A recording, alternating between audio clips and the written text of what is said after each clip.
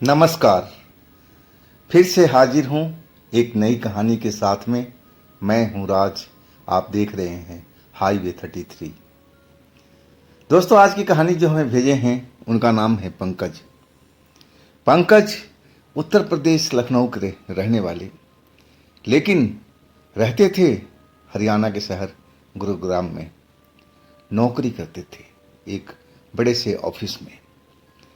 ये बात 2014 की है, जब पंकज जी के साथ ये घटना का शुरुआत हुआ था। तो आइए चलते हैं इनकी इस कहानी में। लेकिन दोस्तों, अगर आप इस चैनल पर पहली बार जुड़े हैं और अभी तक इस चैनल को आपने सब्सक्राइब नहीं किया है, तो दोस्तों जल्दी से कर लीजिए और साथ में बेल आइकन को ज़रूर दबाइएगा, ताकि वीडियो का नोटिफिकेशन सबसे पहले आपके पास पहुंचे। तो शुरू करते हैं आज की कहानी। दोस्तों, मेरा नाम पंकज है। बात 2014 की है। मैं वैसे तो उत्तर प्रदेश का लखनऊ का रहने वाला, लेकिन मैं सेटल था गुड़गांव में। मैं जॉब करता था और मैं एक फ्लैट किराए पर लेकर के रहता था। और जिस ऑफिस में जॉब करता था उसमें मेरा एक दोस्त भी था। अब बहुत गाढ़ी दोस्ती थी उससे। उसका नाम था सुरेश। और ऑफिस पहुंचने के बाद ज़्यादातर कोई न कोई बहाने से वो मेरे पास में आता रहता और मैं भी उसकी मदद किया करता था। हर काम में, ऑफिस के काम हो चाहे कोई भी सवाल जवाब मुझसे करता था, मैं उसका सही जवाब देता था। एक तरह से एक मेरी जिगरी दोस्ती था। ना तो उसकी शादी हुई थी ना मेरी शादी हुई थी। अभी हम दोनों कुंवारे थे, लेकिन मेरी जो सगाई थी अब गांव में मेरी हो चुकी थी और शादी के लिए अभी वक्त था हमारे पास में। और इस बात को हमारे ऑफिस में किसी को मालूम नहीं था। ना हमने बताया, ना किसी ने पूछा, ना हमने भी बताया।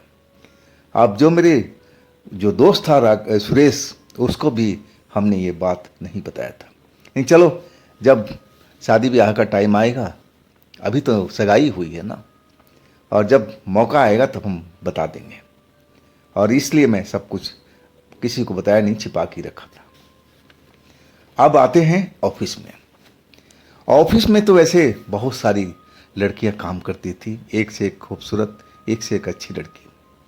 और उनमें जो एक लड़की थी जो नई नई आई थी, उसका नाम था शीतल। शीतल, वो भी गजब की सुंदरता थी उसके चेहरे पर, और काफ़ी होशियार लड़की थी। कभी कभी हमारी उससे बात हो जाती थी, दुआ सलाम हो जाती थी, काम के सिलसिले में कोई पूछताछ हो जाता था। और मेरा जो दोस्त था ना सुरेश, शायद उस पर दिल दे बैठा था। मैं देखता था कि उसके टेबल के आसपास अब वो ज़्यादातर चक्कर लगाता रहता था बिना काम के। और मुझे इस काम से कोई मतलब तो था नहीं, मेरी तो सगाई हो चुकी थी और मैं इन चक्करों में पड़ना भी नहीं चाहता था। बस अपने जॉब में मैं खुश था। हाँ, संडे के दिन मैं एक अपने रिश्तेदार के घर, जहाँ रहता था ना मैं, वहाँ से करीब करीब 15 किलोमीटर की दूरी पर हमारे एक रिश्तेदार रहते थे और हम वहाँ शाम के टाइम चले जाते थे। वहाँ पर खाना पीना अब होता था। इसके बाद रात को करीब 12-1 बजे हम अपने फ्लैट पर लौट जाते थे। अब ऐसे ही सिलसिला हमारा चल रहा था। अब ऑफिस में जो लड़की थी शीतल, अब हमारे ऑफिस में हमारे टेबल के पास वो ज़्यादातर आने लगे। कोई न कोई बहाने से वो हमारे नज़दीक रहना चाहती थी। मैं इस पर बिल्कुल कोई ध्यान नहीं दिया। अब ऐसा काम ही है, एक दूसरे से मिलना, फाइल वगैरह साइन करना, कुछ ना कुछ ऐसा होता रहता था। तो मैं भी विशेष इस पर ध्यान नहीं दिया। लेकिन जब मैं देखने लगा कि ज़्यादातर वो मेरे पास आ रही है, ऐसा क्या हो रहा है। और जो मेरा दोस्त सगा, मैंने सगा तो नहीं, जो पक्का दोस्त था सुरेश, अब वो जो हमें हमारे पास में देखता शीतल को, तो मैं देख रहा था कि चेहरे पर कुछ अलग अलग सा होता था, गुस्सा जैसे होता था, जैसे वो जल रहा हो ऐसे मुझे मालूम होता था। और एक दिन लंच टाइम में मैं सुरेश को बुलाया भी, और हम दोनों दोस्त बैठ करके अब खाना खाते हुए बात करने लगे। और उसी वक्त में शीतल भी आ गई कोई काम के सिलसिले में। मैंने उसको बोला कि देखो अभी लंच टाइम है, इतना तो आप जान ही सकती हो, अभी हमें लंच करना है, इसके बाद हम कोई काम करेंगे। और शीतल वहाँ से चली गई उस वक्त में। लेकिन सुरेश कहने लगा, अरे क्यों ना बिठा लेते यहीं पर, जो पूछना था बात करना था बात कर लेते। मैं सुरेश की तरफ घूर कर देखा, अब पूछा, मुझे कुछ गड़बड़ लग रहा सुरेश, तुम उस लड़की में ज़्यादा इंटरेस्ट ले रहे हो। मैं देखता हूँ कि तुम उसके टेबल के आसपास दिन में ज़्यादा ही चक्कर लगाते हो, बात क्या है? सुरेश मेरी बात पर झेप गया, कहने लगा कि नहीं पंकज भाई, ऐसा कुछ बात नहीं है, बस ऐसे ही एक दोस्ती होती है और इससे ज़्यादा कुछ भी नहीं है। लेकिन मैं जान चुका था कि जो सुरेश जी हैं उस लड़की पर अपना दिल दे बैठे हैं। लेकिन लड़की का अब अंदर में क्या चल रहा है, उसका इरादा क्या है, वो तो वही जाने। और एक दोपहरी में जब मैं लंच कर रहा था, उस टाइम सुरेश कहीं गए हुए थे, नहीं तो ज़्यादातर मेरे साथ ही लंच करते थे। अब वो जो लड़की थी शीतल अब मेरे केबिन में आ गई, मेरे टेबल के पास में, और कहने लगी सर मैं बैठ जाऊं। मैंने बोला ठीक है आप बैठ जाओ, मैं लंच कर रहा था, मैंने ऐसे ही पूछ लिया कि आओ लंच कर लो। वो तो वास्तव में तैयार होगी लंच करने के लिए। अब मैं क्या करता, जो भी था उसी में से कुछ हिस्सा उनको भी दिया, और एक तरह से मैं थोड़ा घबरा सा गया था उसका व्यवहार देख करके। आखिरकार लंच कैसे जैसे तैसे पूरा हुआ। अब मैं देख रहा था कि वो अभी उठकर जाने वाली नहीं है। मैंने डरते डरते ही पूछा कि शीतल आप मेरे से कुछ कहना चाहती हो क्या? उसकी नज़रें झुकी हुई थी। अब मैं बिना मेरी तरफ देखे हुए उसने बोला हाँ सर, मैं आपसे कुछ बात करना चाहती हूँ। मैं बोला हाँ, जो भी बात है मुझे बता दीजिए। अब फिर उसने एक लिफाफा अपने बैग से निकाला, अब मुझे पकड़ा दिया। अब फिर जल्दी से उठी और अपने सीट की तरफ भाग गई। मैं उस लिफाफा को देखता रहा और शीतल को जाता देखता रहा। समझ में नहीं आ रहा कि ये सफ़ेद सा लिफाफा मुझे क्यों दे के चली गई है, इसमें क्या है। और आखिरकार जब शीतल अपनी सीट पर जाके बैठी, तब मेरा ध्यान उस लिफाफे पर गया।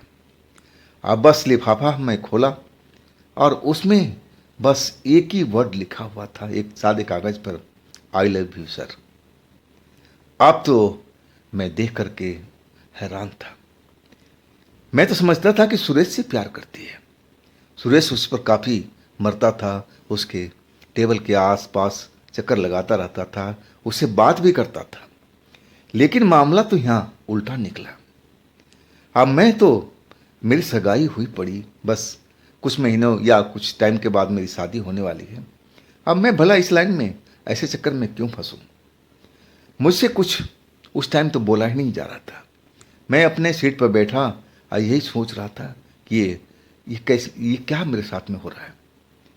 मैं ऐसा तो सोचा भी नहीं था शीतल से। आखिरकार जब लंच समाप्त हो गया, अब सारे लोग जो इधर उधर गए हुए थे सारे लौट आए, और तब मैंने फ़ोन करके शीतल को बुलाया केबिन के अंदर में, और जो लिफाफा था वैसे को वैसे रख दिया। शीतल नज़रें झुकाई हुई मेरे ऑफिस में आई और मैंने उसको बैठने के लिए कहा, बैठ गई। और वो जो लिफाफा उसने मुझे दिया था, अब मैंने उसके हाथ में पकड़ा दिया। अब मैंने बोला देखो ये गलत नंबर है, आपको सुरेश को देना चाहिए था, ये आपके लायक सुरेश है, सुरेश शायद आप पर मरता भी है, मैं काफ़ी देखता हूँ, आपके टेबल के आसपास चक्कर लगाता रहता है, तो आपने तो गलत नंबर पर दे दिया लिफाफा। मेरी तो शादी भी पक्की हो चुकी है, अब आप ही सोचिए क्या ऐसा सब सही है? अब जो लड़की शीतल जो थी नज़रें झुकाई हुई थी, जब मैंने सारी बात बोला तो अपने चेहरा ऊपर किया। मैंने देखा उसका चेहरा आंसू से भरा हुआ था और आंखें लाल लाल उस टाइम हो रही थी रोने के कारण से। अब फिर वो मेरी तरफ एक टक देखी कोई बिना सवाल जवाब किए वो लिफाफा उठाया और सीधा अपने टेबल के पास पहुंच गए। मैं उसको जाता देखता रहा। मैं कुछ बोल ही नहीं पाया दोबारा उससे। इसके बाद मेरे पास में काम था, मैं काम में मसरूफ सा हो गया था। आखिरकार जब मेरा ध्यान आया तो मैं सुरेश को बुलाया। सुरेश आया।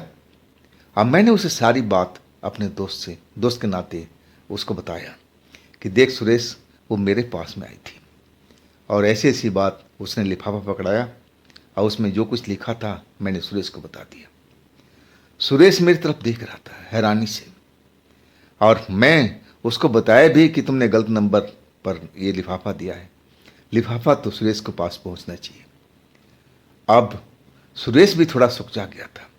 उसको लगा कि मैं जानता हूं उसके बारे में, कि चक्कर लगाता हूं उसके टेबल के आसपास, और वो भी एक तरह से सुकचा गया था, मेरी तरफ देख रहा था और वो भी कुछ बोला नहीं। और उसके बाद कुछ देर हम लोग बात इधर उधर करते रहे और इस टॉपिक पर बात ही खत्म हो गई थी। इसके बाद सुरेश भी चला गया, अपने काम धंधे में लग गया और मैं भी लग गया। अगले दिन जब हम आए तो शीतल जॉब पे नहीं आई थी। मैंने एक आध बार देखा उसके टेबल की तरफ, लेकिन वो नहीं आई। अब इसके बाद वो हमारे ऑफिस में कभी नजर ही नहीं आई। महीना 1.5 महीना से ऊपर गुजर गया था और इस बीच हम बैठते थे लंच के टाइम में, और मैं सुरेश से बोलता था मजाक मजाक में कि देख भाई, तू तो उस लड़की से प्यार करता था, लेकिन वो लड़की मुझ पर मरती है। मामला उल्टा हो गया सुरेश। मैंने तो तेरी सिफारिश भी कर दी थी, लेकिन शायद लड़की के इंटरेस्ट तेरे में नहीं थी, और तभी तो मुझे लग रहा है जॉब छोड़कर चली गई है, अब नहीं आएगी वो। अब इसके बाद हम भी हंसते, सुरेश भी हंसता और बात खत्म हो गई थी। आखिरकार अब 2 महीना बीत गया था। अब मुझे तो अब लग रहा था कि शीतल जो थी अब कभी हमारे ऑफिस में आएगी नहीं, जॉब छोड़ करके किसी और जॉब में लग गई होगी। और हम रोज की तरह जैसे अपना ऑफिस आते थे जाते थे। जो हमारा फ्रेंड था सुरेश से लंच टाइम में ज़्यादातर बात होती थी। और इसके बाद संडे भी आया। संडे की शाम के टाइम में मैं अपने रिश्तेदार के पास चला जाया करता था। उस शहर में वही हमारे एक अच्छे रिश्तेदार थे और शाम के टाइम मैं उनके घर पर ही बिताता था। खाना पीना वहीं होता था और सप्ताह भर के बाद हम मिलते थे तो दुनिया भर की बातें अब रिश्तेदारी की होती थी, गांव की होती थी, और उसमें टाइम अच्छा व्यतीत हो जाता था। और इसके बाद मैं जब वहाँ से लौटता तो कभी 11 बज जाता, कभी 12 बज जाता अपने फ्लैट पर लौटते हुए। और उस रात भी ऐसा ही हुआ था। मैं जब वहाँ से निकला ना तो 11:30 का वक्त लगभग हुआ था। अपनी बाइक लेके गया था उस रात को। वैसे तो मैं अपना कार लेके जाता था, लेकिन उस रात बाइक ही ले गया था और बाइक अपना स्टार्ट करके अपने फ्लैट के साइड में निकल गया था। अब जो वहाँ से जिस एरिया में हमारे रिश्तेदार रहते थे ना, कुछ एरिया बहुत ही निर्जन था। उसके जो रोड था दोनों साइड में कोई बस्ती वगैरह थी नहीं। पूरा सन्नाटा पसरा रहता था दिन के टाइम में भी, और रात के टाइम में तो गहरा सन्नाटा वहाँ रहता था। अब मैं बाइक चलाते हुए, अब शीतल तो मेरे दिमाग में थी भी नहीं, मैं तो कभी का भुला चुका था उसको। अब मुझे तो उसमें इंटरेस्ट था भी नहीं, वो तो खाम खा अब अपनी तरफ से उसने मुझे प्रपोज किया था। अब मैंने उसको समझा करके अब बोल भी दिया था। खैर ये बात तो कभी का ख़त्म हो गई थी। मैं अपने बाइक चलाते हुए अपने फ्लैट की तरफ आ रहा था। अब वही जो निर्जन इलाका था अब उस जगह पर पहुंच गया था।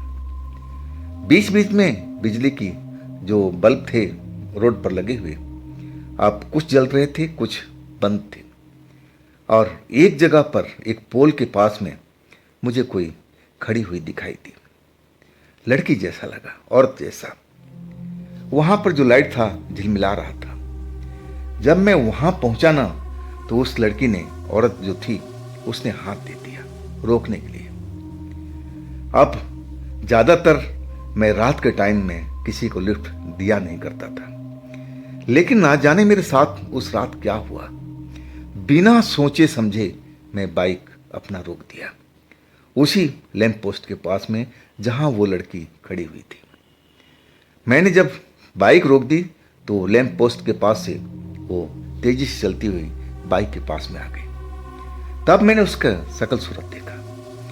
एक नज़र में जैसे शीतल थी ना, वैसे ही लगी थी कि उसकी कोई कॉपी तो नहीं है। चेहरा मोहरा वैसे ही लग रहा था, पहनावा अलग जैसा था। अब दूर से देखने पर शीतल ही दिखाई देती थी और उसको देख करके मुझे शीतल की याद आ गई। और वो आते ही कहने लगी, क्या आप मुझे आगे तक छोड़ देंगे बस्ती तक? मैं मेन रोड से आ रही थी, बस से उतरी थी। अब कोई ऑटो रिक्शा नहीं मिल रहा इस रात में, और काफ़ी देर से इंतजार कर रही थी कि कोई ऑटो रिक्शा मिल जाए, कोई रिक्शा मिल जाए तो अपने घर चली जाऊं। लेकिन अभी तक कोई नज़र नहीं आया और तभी आपकी बाइक नज़र आई। क्या आप मुझे छोड़ देंगे बस्ती तक? उसने 2 बार ऐसी ही बात बोला। तब मैंने बोला, हाँ हाँ बैठ जाइए। और पिछली सीट पर वो आके बैठ गई और उसके पास में कोई सामान वगैरह कुछ भी नहीं, खाली शरीर। और मैं अपना बाइक अब स्टार्ट कर ही दिया था और चल पड़ा। और चलते चलते पूछा, इतनी रात को आप कहाँ से आ रही हैं? तब उसने एक शहर का नाम बताया कि मैं फलाने शहर से आ रही हूँ, आज बस काफ़ी लेट हो गई थी, ऐसी वजह से मुझे देर यहाँ उतरना पड़ा। अपनी समस्या वो बताने लगी थी। अब मैं सोच रहा था कि शीतल जैसी लग रही है। अब मैं ऐसे ही पूछा कि आप किसी शीतल लड़की को जानती है क्या? कहीं आप उसके रिश्तेदार तो नहीं है? तब वो मेरी तरफ चौंक करके पूछ बैठी, कौन शीतल? मैं नहीं जानती किसी शीतल का। फिर मैंने बात ही घुमा दिया। अब मैं ज़्यादातर अब उसे कुछ पूछता रहा, वो बताती रही। अब मैं आगे आगे चलता रहा और बस्ती आ गई थी। और बस्ती जैसे ही आई, स्टार्ट हुआ, उसने बोला, बस आप यहीं रोक दीजिए, मेरा घर पास में ही है, अब मैं चली जाऊंगी। मैंने उससे पूछा भी कि चलिए आपको घर तक छोड़ देते हैं, रात काफ़ी है, लड़की जात है आप।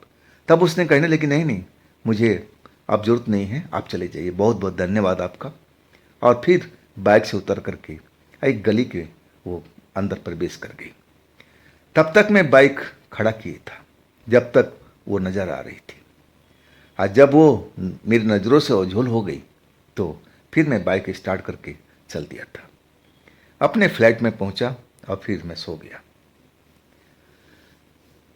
अगले दिन वही रोज़मर्रा का काम, सुबह निकलना, शाम को ऑफिस से घर आना, और वैसे ही रोज़ होता था। और ये तीसरे दिन की बात है, उस लड़की से जब मैंने मिला था, और मतलब संडे को ये था, और संडे के बाद तीसरी रात थी। हाँ, तीसरी रात को मैं खाना वाना खा करके अपने पलंग पर सो गया था। अब रात के करीब 12:30 बजे थे। मेरी आदत थी कुछ न कुछ टीवी पर देखने की, इसके बगैर मुझे नींद नहीं आती थी।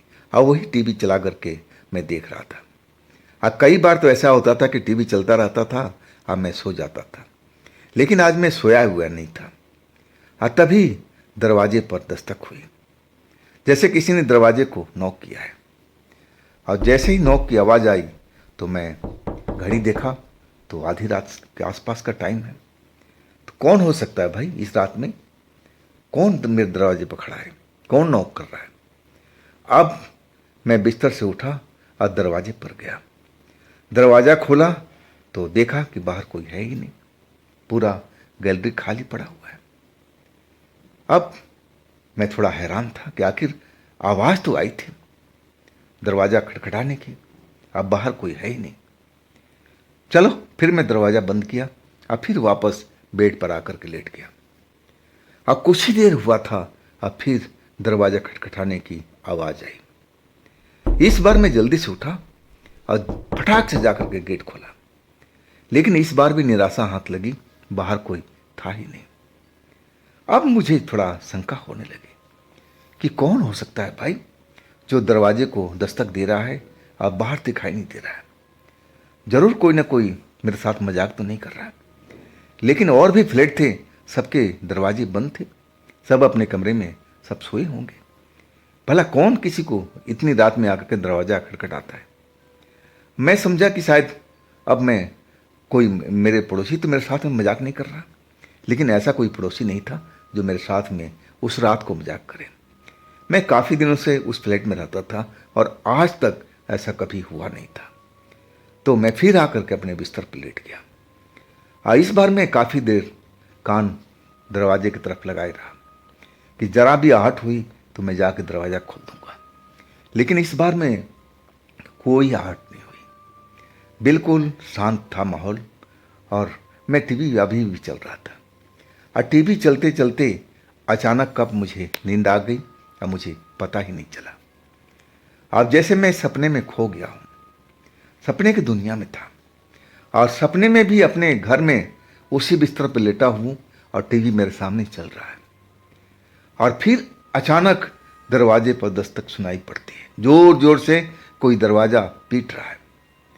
और जैसे ही कानों में मेरी आवाज़ पड़ती है, सपने के अंदर में ये सब चल रहा है। अब मैं उठता हूँ अपने पलंग से और जाके दरवाज़ा खोलता हूँ। और जैसे ही दरवाज़ा खोलता हूँ तो वही लड़की जिसको 3 दिन पहले मैं रास्ते में छोड़ा था, वैसी शक्ल, वही कपड़ा अब मेरे सामने में खड़ी है। उसकी आंखें अंगारों की तरह दहक रही है और उसकी एक आंख से, बाईं आंख से खून भी अब बह रहा है और चेहरा भी बड़ा डरावना दिख रहा है। और वो छूटते ही, दरवाज़ा खुलते ही मेरे कमरे के अंदर आ जाती है और दरवाज़ा बंद कर देती है। और फिर मुझे मौका तक नहीं देती है। वो अपने हाथ से मेरा गला घोंटने की अब कोशिश करने लगती है। मैं चिल्लाना चाहता हूँ, आवाज़ देना चाहता हूँ अपने पड़ोसियों को कि कोई आकर के मुझे बचाए, लेकिन ऐसा हो नहीं पाता। और अचानक मुझे लगता है कि मैं मर रहा हूँ और इसके बाद मुझे होश नहीं। हाँ, होश कब आता है? कुछ देर के बाद में, जब मैं अपनी आंखें खोलता हूँ तो मैं तो पलंग पर हूँ ही नहीं, मैं जमीन पर गिरा पड़ा हूँ। ये कैसे हो गया भाई? मैं अपने आप तो जमीन पर जा ही नहीं सकता। मैं तो पलंग पर लेटा और अभी भी सामने में मेरी टीवी चल रही है। कमरे में मेरे अलावा कोई और शख्स है ही नहीं। जे मैं जिस लड़की को सपना में देखा था और वो लड़की तो अब मुझे कहीं दिखाई नहीं पड़ रही थी। मैं दरवाजे पर उठ करके गया। दरवाज़ा अंदर से ब्लॉक था, तो इसका मतलब मेरा दरवाज़ा बिल्कुल सही लॉक था। अब बाहर से किसी को आने का कोई मतलब ही नहीं हो सकता। तो ये मेरी हालत कैसी हुई पड़ी है? कपड़े मेरे अस्त व्यस्त पड़े हुए। अब जैसे लग रहा था कि कोई गला मेरा घोटने का कोशिश किया है। अब ऐसा मेरे गले में हल्का हल्का दर्द भी हो रहा था। और सबसे कमाल की बात थी कि मैं बिस्तर से फर्श पर कैसे आ गया। सोचने वाली बात थी। हाँ, तब मुझे सपने का याद आने लगा कि जो मैंने सपने में देखा वो कहीं हकीकत तो नहीं था। मैं नींद में उठ करके वो दस्तक जो हुआ था, जाके दरवाज़ा तो नहीं खोल दिया था। मुझे ऐसा ही महसूस होने लगा था। हाँ, वो तब उस रात में मैं सो नहीं पाया था डर के कारण। अब मेरी हिम्मत नहीं थी कि मैं बाहर जा कर के देखूं कि बाहर में कोई है तो नहीं। इतनी मेरे में हिम्मत नहीं थी। और घर के अंदर में भी डर लग रहा था। टीवी तो मैंने बंद कर दिया था और आराम से बिस्तर पर एकदम चुपचाप लेटा हुआ था। डर लग रहा था, आंखों में नींद नहीं आती थी। जैसे ही आंखों में नींद आती तभी लगता कि वो लड़की मेरे सामने में खड़ी है। अब फिर मैं डर करके आंखें खोल देता तो वहाँ कोई होता ही नहीं था। लेकिन जो मेरे साथ में हुआ था वो मामूली बात नहीं थी। इस वजह से मैं डरा हुआ था। आखिरकार जैसे तैसे सुबह हुई और इसके बाद मैं नहाए धोया। अब मैं ऑफिस नहीं गया, छुट्टी मैं कर लिया था।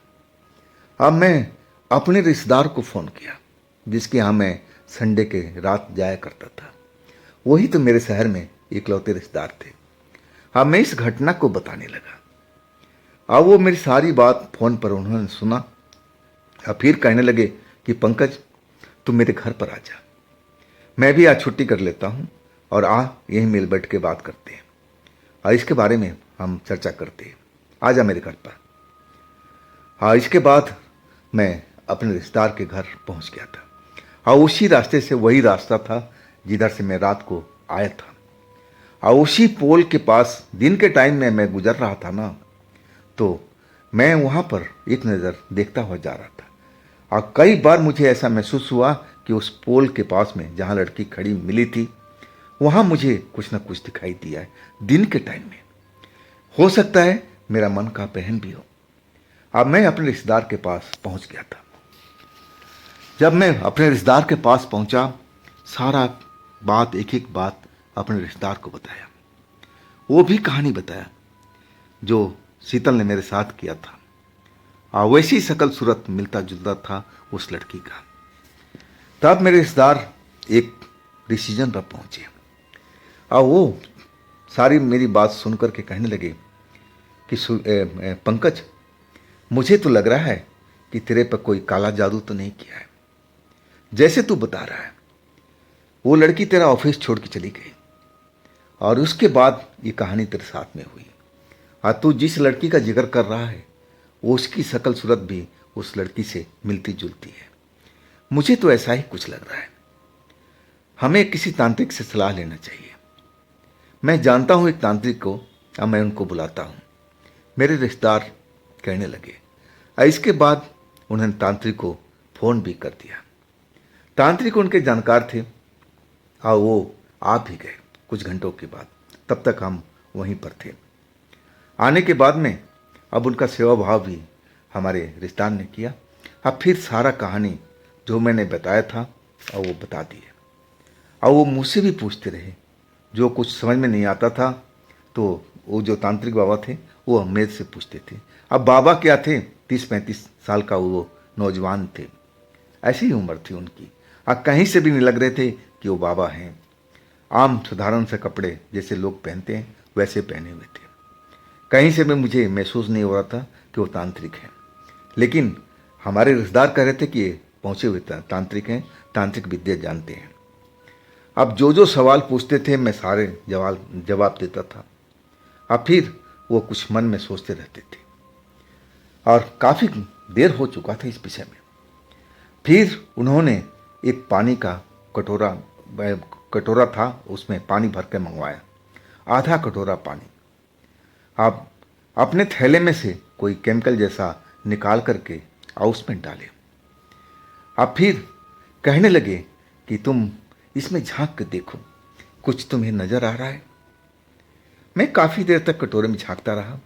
अब मुझे उसमें कुछ नज़र तो नहीं आया, वैसे ही साफ पानी था। अब वैसे ही मुझे कुछ भी समझ में नहीं आ रहा था कि आखिर उस कटोरे के अंदर मुझे क्या दिखवाना चाहते थे। अब वो मुझे कहने लगे तुम नज़र से अपनी नज़र गड़ा कर देखो कटोरों के अंदर में, कोई तुम्हें परछाई दिख रही है। अब मैं पूरे ध्यान से देखने लगा, लेकिन मुझे उसमें कुछ भी नज़र नहीं आ रहा था। बिल्कुल जैसे पानी होता है कटोरे में भरा हुआ, वैसे ही कुछ परछाई जैसा उसमें कुछ नज़र नहीं आया। मैंने उनको बोला नहीं जी, मुझे कुछ नज़र नहीं आ रहा। फिर वो सोच में पड़ गए। अब मेरे रिश्तेदार से अकेले में जा कर के बात करने लगे। अब फिर रिश्तेदार आए और वो भी साथ में। अब दोनों बैठ कर के मेरे से बातचीत होने लगा। और तब वो जो तांत्रिक बाबा थे, अब वो कहने लगे कि भाई तुम्हारे ऊपर में कोई काला जादू ही हुआ है। अब ये जो तुम्हारे साथ में हुआ है ना, हो सकता है उसी लड़की ने तुम पर किसी से जादू करवाया हो और तुम्हारी जान का खतरा भी हो सकता है। जैसा तुमने बताया उस रात को कि तुम्हारा कोई उस लड़की ने गला घोटने का कोशिश भी किया था, तुम्हारे साथ कुछ गलत हरकत भी हुई थी। अब जब ये बात बोले ना तो मैं एकदम डर गया। मुझे तो मालूम भी नहीं था कि ये काला जादू होता क्या है, कैसे किया जाता है, कौन करता है, क्यों होता है।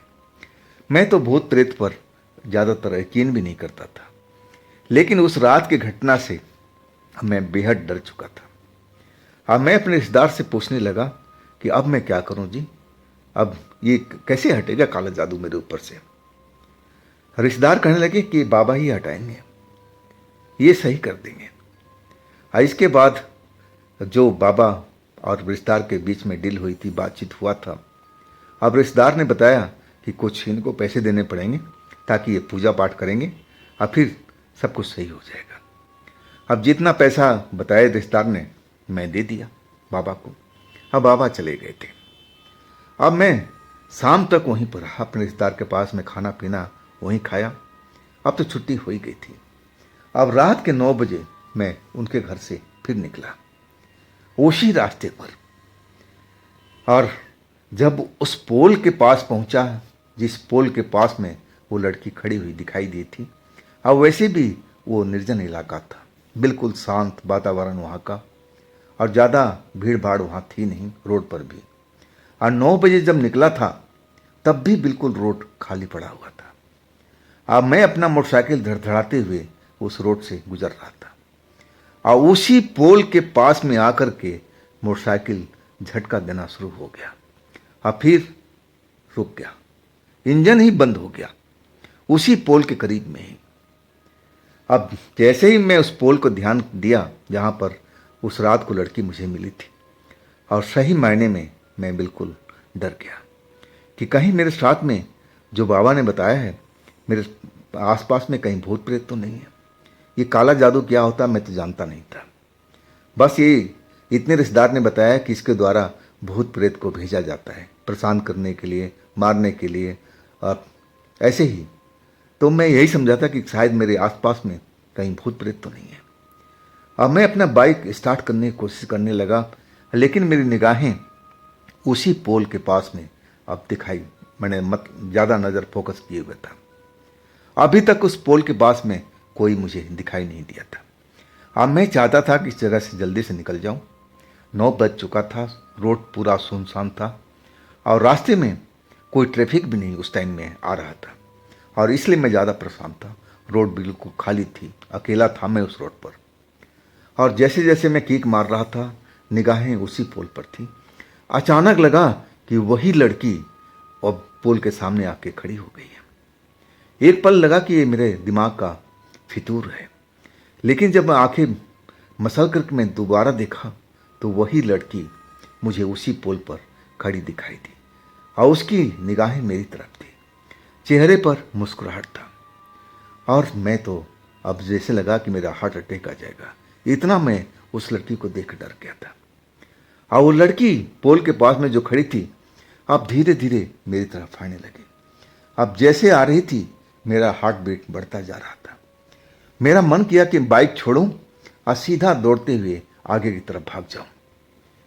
अब मैं ऐसा कर भी नहीं पाया। जैसे वो मेरे करीब आती जा रही थी, अब मैं डरता हुआ उसकी तरफ देखी जा रहा था। आखिरकार वो लड़की मेरे बाइक के पास पहुंच गई। अब तो मेरी हालत और खराब हो गई, बेहद डर चुका था। कभी भी मैं बेहोश होकर के जमीन पर गिर सकता था, ऐसी मेरी हालत हुई पड़ी थी। लेकिन एक बाइक की आवाज आई उसी रोड पर। बुलेट बाइक थी, धड़धड़ाती हुई इधर आ रही थी, और जब वो आवाज मेरे कानों में पड़ी तो मुझे लगा कि मेरी जान बच सकती है। और फिर उस बाइक की रोशनी नजर आने लगी, और वो लड़की मेरे पास में आके खड़ी हो गई और मेरी तरफ घूर करके देख रही थी, जैसे उसको परवाह ही नहीं कि इस रोड पर और भी कोई आ रहा है। उसको कुछ भी परवाह नहीं था। और फिर मेरे पास में आकर सट के खड़ी हो गई मुस्कुराते हुए। और फिर वो बोली कि चाहे तू किसी भी तांत्रिक से, ओझा से मिल ले, मैं तुझे छोड़ूंगी नहीं। अब तेरा मरना निश्चित है, मैं तुझे मार करके ही अब दम लूंगी। और तब तक वो बुलेट बाइक मेरे पास आ गई थी। अब जैसे ही मैं उस बाइक को देखा, मैं हाथ उठा दिया। बाइक वाले ने बाइक रोक दिया, और बाइक रोक कर बोला, भाई क्या बात है, बताओ, बाइक खराब हो गई क्या? अब मैं देख रहा हूं कि वो लड़की मेरे पास में खड़ी है, अभी भी उसी जगह पर। अब मेरे मुंह से तो आवाज़ नहीं निकल रही थी, मेरी हालत एकदम खराब। कभी मैं लड़की की तरफ देख रहा हूँ जो अभी मुस्कुरा रही थी, और कभी उस बाइक वाले को जिसको हाथ दे करके मैं रुका था। वो बाइक वाला कहने लगा, भाई कुछ तुम बोलती क्यों नहीं हो? तुम बताओ सही, तुम्हारे साथ में क्या हुआ? बाइक खराब होगी, कोई मदद चाहिए? तब मैंने सर हिलाया, और वो लड़की तब तक वहीं खड़ी थी। मैं कुछ समझ नहीं पा रहा था कि ये सब क्या हो रहा है, क्यों मुझे लड़की मारना चाहती है, मैंने इसका क्या बिगाड़ा है। तब मुझे रिश्तेदार की वो बात समझ में आई कि मेरे ऊपर में कोई काला जादू तो नहीं किया है? क्या शीतल मेरे साथ कुछ ऐसा ही किया था क्या? अब बाइक सवार झुंझला रहा था, अरे भाई तुम्हें मदद चाहिए कि नहीं चाहिए, बताते क्यों नहीं हो? अब तब मेरा ध्यान टूटा। अब मैं देखा हो कि मेरे बगल में जो लड़की खड़ी थी अब वहाँ नहीं है। अब मैं बोला, हाँ भाई मेरी बाइक स्टार्ट नहीं हो रही, थोड़ा मदद कर दीजिए, देखिए क्या हो गया है। बाइक सवार उतरा और मैं डरा हुआ था, कांप रहा था। मुझे देखकर कहने लगा, ये तुम डरे हुए क्यों दिख रहे हो, तुम्हारा शरीर क्यों कांप रहा है भाई? अब मैं फिर उसको बताना शुरू किया कि आपने उस लड़की को नहीं देखा जो मेरी बाइक के पास में खड़ी थी?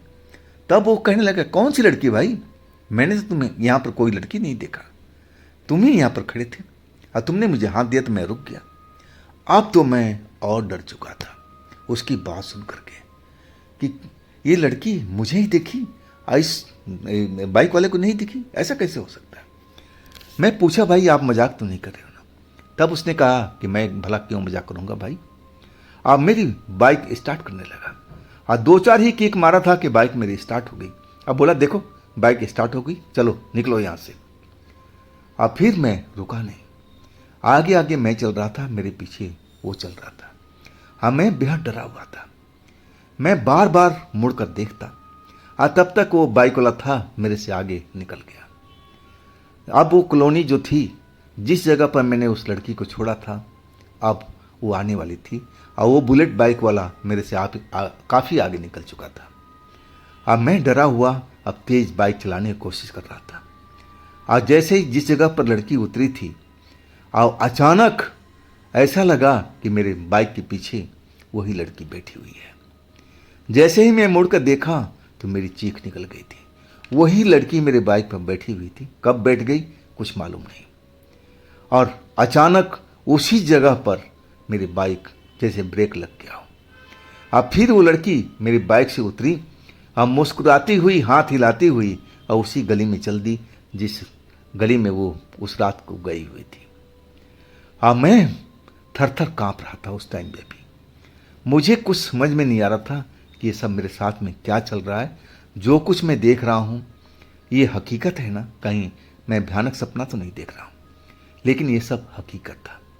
और इसके बाद मैं अपना बाइक लेकर के निकला डरा हुआ, अपने फ्लैट पर गया, खोला, कमरे के अंदर पहुंचा और जाड़े के साथ बुखार स्टार्ट हो चुका था। ठंड लग रही थी, बुखार इतना चढ़ा हुआ था। अब कंबल ओढ़ करके मैं सो गया और ना जाने कब गहरी नींद में, मुझे तो होश भी नहीं है, और अचानक एहसास हुआ कि उस कंबल में मेरे साथ कोई और भी है। और जैसे ही मैं अपने आँख खोलना चाहा तो एक पल के लिए आँख भी खोला। अब मुझे लगा कि जो कुछ देखा है वो वही लड़की है जो मेरे बगल में लेटी हुई है, उसी कमल के अंदर में। अब मैं उस जगह से भागना चाहता था, उठ करके फ्लैट से बाहर निकलना चाहता था, लेकिन उठ नहीं पाया। कब मेरी आंखें फिर बंद हो गई मुझे पता ही नहीं चला। जब मेरी आंख खुली, मैं होश में आया तो सुबह हो चुकी थी। अब मेरा जो शरीर में बुखार था, कम तो जरूर था लेकिन बुखार अभी भी था। सबसे पहले मैं अपने रिश्तेदार को फ़ोन किया, जो घटना मेरे साथ में घटी थी सब कुछ बता दिया। मेरे रिश्तेदार कहने लगे कि तुम शांत रहो, अब मैं उस तांत्रिक बाबा से बात करता हूँ और देखते हैं क्या कहते हैं। अब फिर फ़ोन कट गया। करीब आधे घंटे के बाद वापसी फ़ोन आया और बोले कि घबराने की ज़रूरत नहीं है, बाबा पूजा पाठ अब स्टार्ट कर दिए हैं। अब वो तुम्हारे पास में वो लड़की जो काला जादू वाली है वो नहीं आएगी। लेकिन मैं बहुत डरा हुआ था। अब जैसे तैसे पूरा दिन निकला। अब तो मैं ऑफिस भी नहीं गया, सब कुछ अब घर में ही था। तबीयत खराब, अब करें तो क्या करें। अब मेरा देखभाल करने वाला भी कोई नहीं था। मैं उन रिश्तेदार को फ़ोन किया कि आप मेरे पास में आ जाओ, लेकिन वो कहने लगे कि मैं कहीं ऑफिस में हूँ, अब मैं आऊँगा तो शाम के टाइम में। अब वही हुआ, सारा दिन मैं घर में अकेले रहा, डरता रहा, लेकिन मेरा साथ देने वाला कोई नहीं था। शाम के टाइम करीब 8 बजे के आसपास वही मेरे रिश्तेदार आए, फल फूल लेकर के आए और कहने लगे कि अब घबराओ मत, मेरी बाबा से बातचीत हो गई है और उन्होंने पूरा अब सब कुछ कंट्रोल कर लिया है। अब तुम्हारे पास में कोई आत्मा, कोई भूत, कोई प्रेत तुम्हें परेशान नहीं करेगा। अब वास्तव में अब ऐसा ही मुझे हुआ था।